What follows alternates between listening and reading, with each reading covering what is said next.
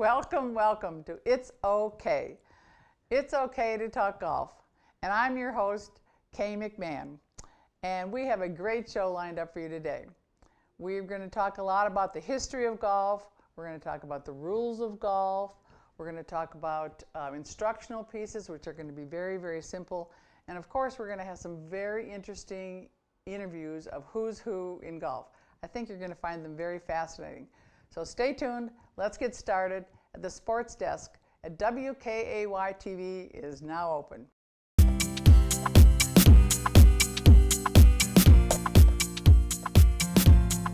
Back in the day, during our last show, we talked about the golf ball and how the golf ball actually got started back in the 1400s. And the technology at the time was that the top hat was the measuring device for all the goose feathers that became quite an ordeal of how to stuff it all in this little pouch. So they wetted these down, stuffed it here, and stitched it up, and it became a very hard golf ball. But today we're going to consider how the golf club actually got started. It had a lot to do with the golf ball.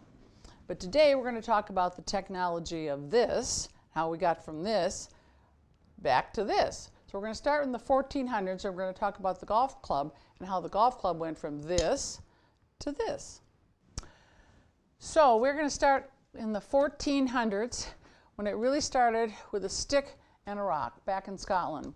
And people did a lot of walking, a lot of hiking, so they had their stick, their crooked walking stick, and they carved the end of it into kind of a head, and they'd hit the rocks and then hit the rocks and then keep walking. Eventually they came up with a couple of rules, so then it turned into really a game. And that's how the game of golf really got started. We will talk in another segment about the name and how golf came about.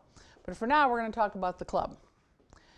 Along came 1465, and King James IV of Scotland actually decided that he wanted a whole set of clubs. So he had his bow maker make him a set of clubs, because they had lots of bows, and so they did it. So now he's got a whole set of clubs, and so really the game, with a few rules, turned into a pretty acclaimed sport up in Scotland, England.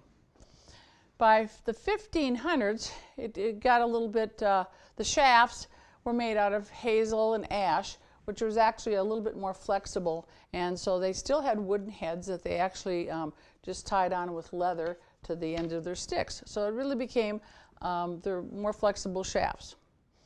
Then about this time, we also then talked about the feathery golf ball, all right? But because the feathery had this leather pouch, and when in the about 1750s, the heads were no longer wood anymore. There were still some with wood, but they started to forge them, or the blacksmiths made them into metal heads, and then they eventually went into forging. So the feathery was becoming obsolete because it was getting torn up all the time because of the metal heads. So the metal heads kept ripping into the leather. So they came up with the guttery golf ball, all right, which we will then talk in another segment, because that's another evolution of the golf ball. We haven't gotten to the modern day golf ball yet. So the metal heads then became more forged and more uniform is what they really did. So that was about the 1750s. Then they came to America, and in about 1826, as history tells us, the shafts were then turned into hickory, because we had hickory shafts, or hickory in the United States. So the shafts became more sturdy, but they still had metal heads and they still had wood heads. But again, they did whipping, and they just tied it around the wooden shafts with the metal heads, and that's called whipping, which we did up until a number of years ago. So that was you'll still see a lot with hickory shafts. You'll find them antique clubs, but they're very sturdy. You could probably still even hit them today. That's how strong they were. The interesting thing about this is, if you really take a look at it, in 1925 is the first time we came up with metal shafts, believe it or not. And eventually, this wasn't too many years ago, we eventually turned a lot of the metal shafts. We still have steel shafts, but we've also now turned it into graphite shafts, and that was probably maybe 35 to only 40 years ago, where we have now graphite shafts that became very light and very little, or very light, which is interesting, but we still have the steel shafts. But then we also have titanium heads and they're no longer called, there's no wood heads anymore. So we've taken quite an evolution from just a stick and a rock to what we have today. So the evolution, this was the driving club at the time, and you can see how flat it really was, okay, to where we are now hitting it with this thing today, which is grown because they even used to be smaller heads.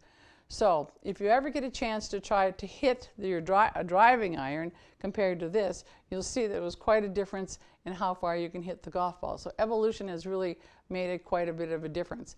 So we've gone from the driving iron to this today, and it's quite a difference. So back in the day, it's fun to see the evolution of the golf club. To change or not to change, it always seems to be the question. But we make it very easy to change, don't we? Yes. So I have Maria Glavin here, all of 10 years old, and we've been working together about 6.5 years now. Yes. Do you think you know your own swing? Definitely, yes. And does that help you when you play? Yes, 100%. Okay. So why do you think you know your own swing? Because there's different steps to do? It's because of the 0.5, because it teaches you the swings that you do before and after and in the swing. So how many things do we do before the swing? We do 4. And then how many things do we do in the swing? 4.5. Okay, so we call this chunking, or in parts. It's kind of like you learn your ABC. We got to do little parts. So I thought, because you do this so well and you're one of my best models, and you also, at the age of 10, can hit your driver 200 yards? Yeah. But the biggest thing about when you hit it 200 yards is you get really fussy because you like it right in the center of the fairway, don't you?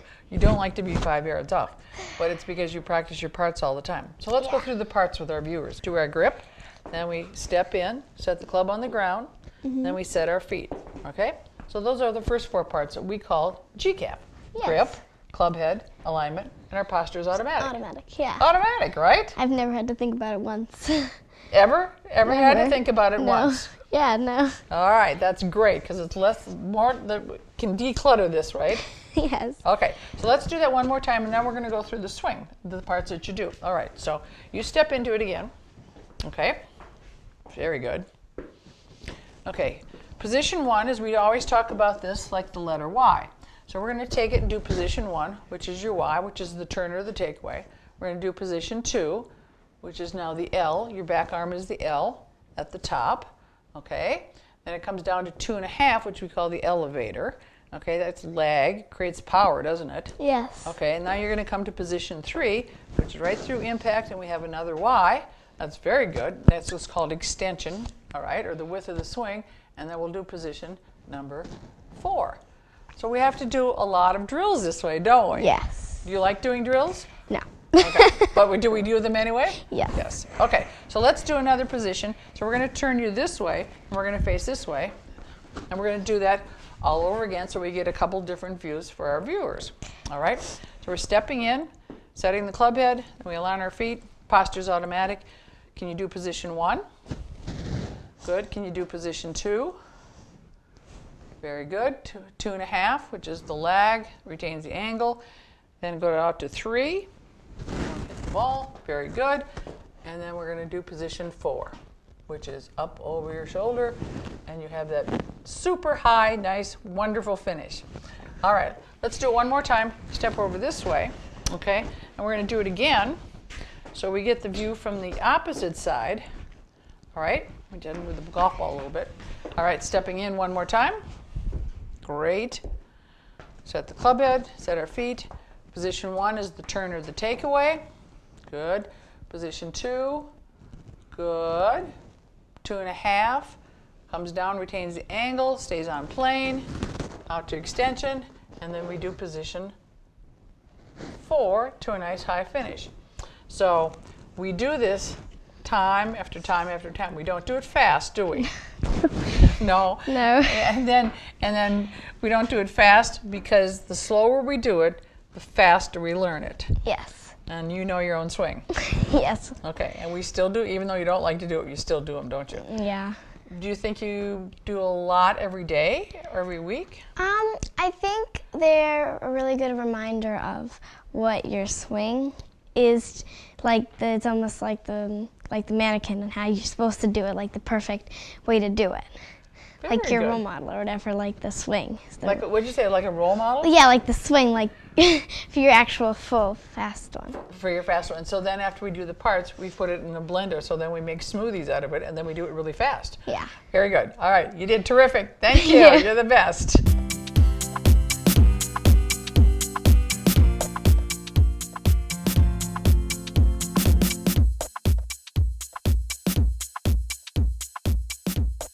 This is always one of my favorite segments, Dear Kay Letters.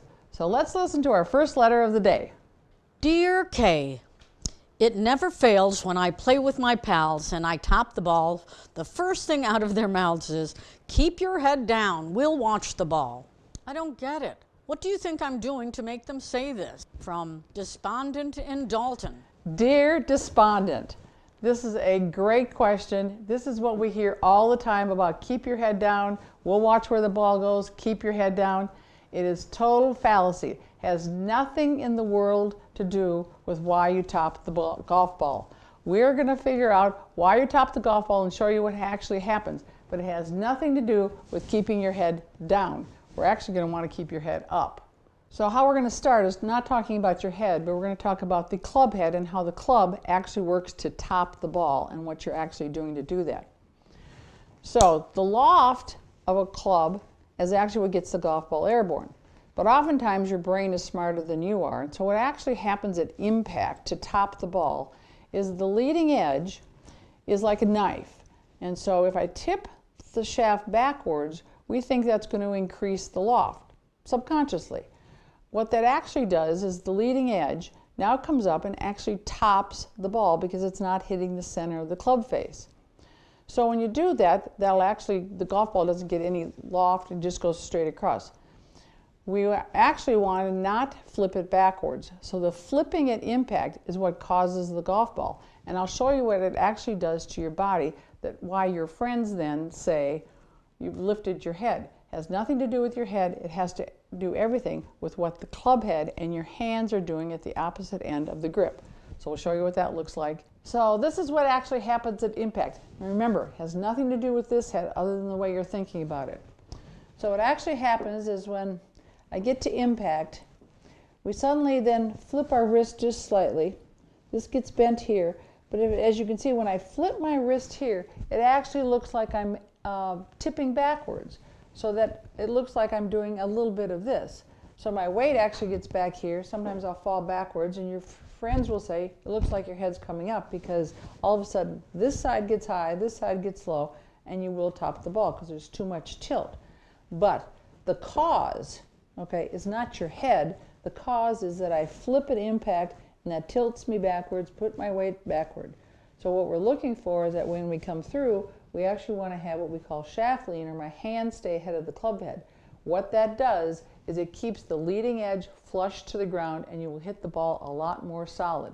So it has nothing to do with your head coming up. It has everything to do with your wrist flipping back. So dear Despondent, I'm sure that that's going to make you much happier in Dalton.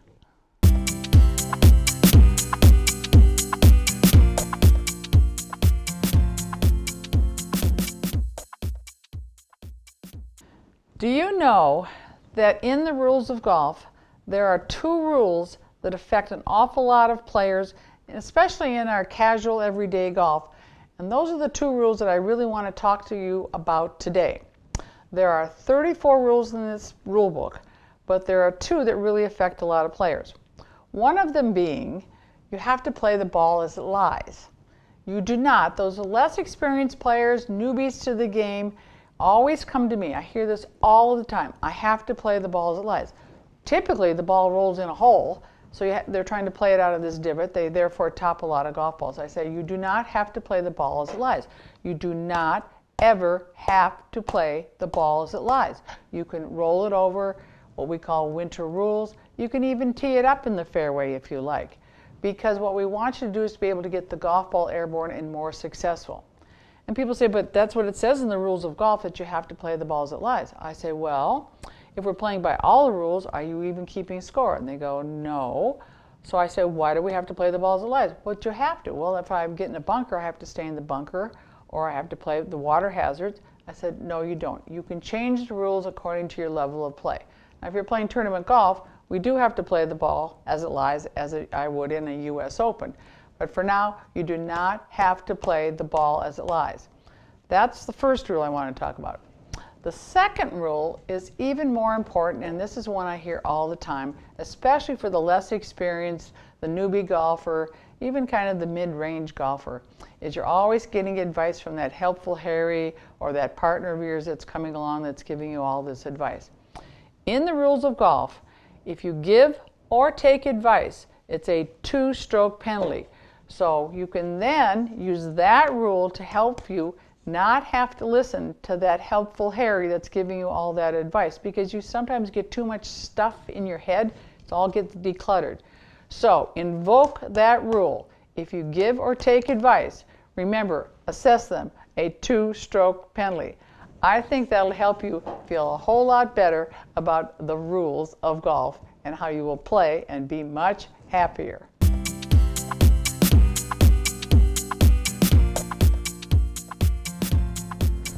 Welcome to Tea Talk Today.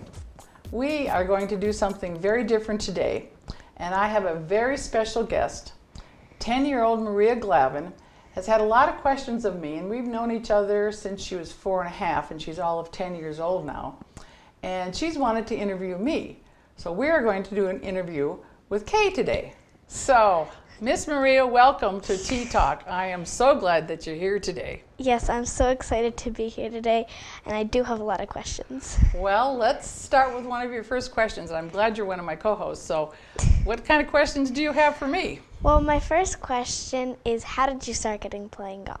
Well, it's probably a lot like you started playing golf. I started probably when I was about 5 or 6, and my father built a little 3-hole golf course around the yard, so all the kids could come and play. And we had little flags and flower pots, and we got to play. And so we would charge a dime for people to come play, and it was a penny a hole and then a penny for the club. So for 10 cents you could play 9 holes. But what was really fun was at the garage, because we had a garage at the time. So when you made the turn, we made lemonade, and so we sold lemonade. So I always said that we were entrepreneurs or business people at 5 or 6, because my mom made the lemonade. I know, and we kept the money. So, we didn't get really rich, but it was really fun, and so that's how we got started playing. And then I played through my teenage years, and eventually went on to play a lot more. But for a long time, I really didn't like it. I just played a lot of other sports. But then eventually, I won a couple state amateurs, and so then I thought, well, this is going to be easy. So that's a little bit of how I got started. So it's been kind of a long journey, but I'm glad I'm here. How did you start competitive golf? Oh, that's a good question. How did I start competitive golf? I first played in a couple tournaments back in Minnesota, and it was with the ladies' leagues, and my first handicap, believe it or not, was 26. So I was shooting a lot of big numbers, and I didn't like it, so I took some golf lessons. And my handicap then dropped down to 10 pretty fast. And then I played I entered the Minnesota State Pub Links Amateur. And my handicap, I think, was probably 8 or 9 at the time. Well, it was a 2-day tournament, and I was leading after the first day, or I was tied. And so then the second day, I actually won it. So it was very, very exciting. My mother and my aunt caddied for me on the first 9. And then the second day, my father thought that they shouldn't be pulling my little cart, so he actually caddied with the bag over his shoulder and stuff like that. So it was really kind of fun. But my dad actually helped me win, because he kept me nice and calm and whatever. And so that was my first win. That was back in the 70s. So that was my amateur days. And then I actually played again the next year and won it again. So that was really even more fun. I won it with I was playing much better by that time. My handicap got down to about a 2 or 3. So that's how I started playing my amateur. And then I thought, well, this is easy. I should turn professional. But it wasn't quite that easy. So Yeah. Yeah. So did your dad caddy for you for the next tournaments? For my amateur tournaments in Minnesota, he did. But then I decided that I wanted to turn professional. And so coming from Minnesota, it was kind of cold. And this was after college.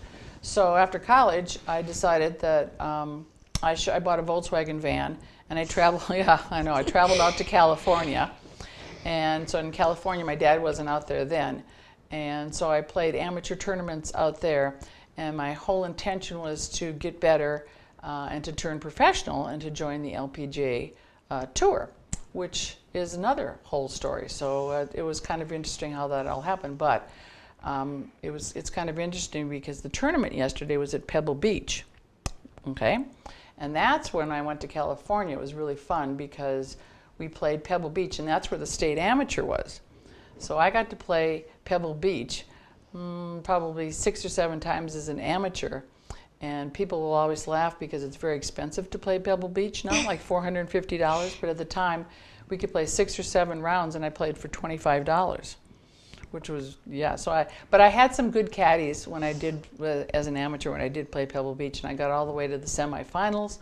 And at one point, I played against, have you heard of Patty Sheehan? Yes. Okay, so I played against Patty Sheehan. We were both amateurs, and I actually beat her on the 16th hole. We had her picture taken. I put my arm around her, and I said, someday, kid, you're going to make it.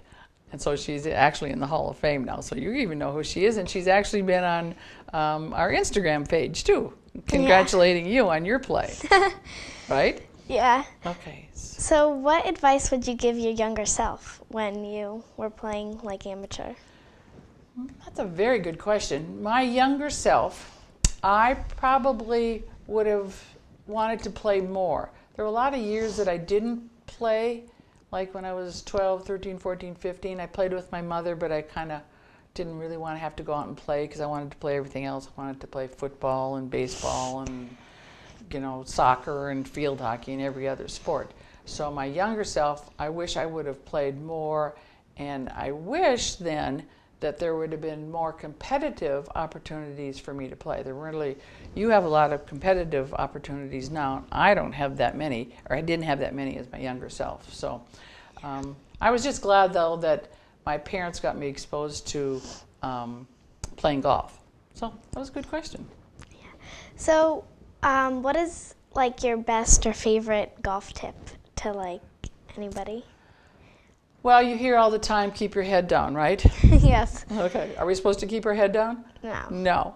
What do we want to do? We want to keep our head up, don't we? Yes. So I always tell people, keep your head up, because it's all in the attitude.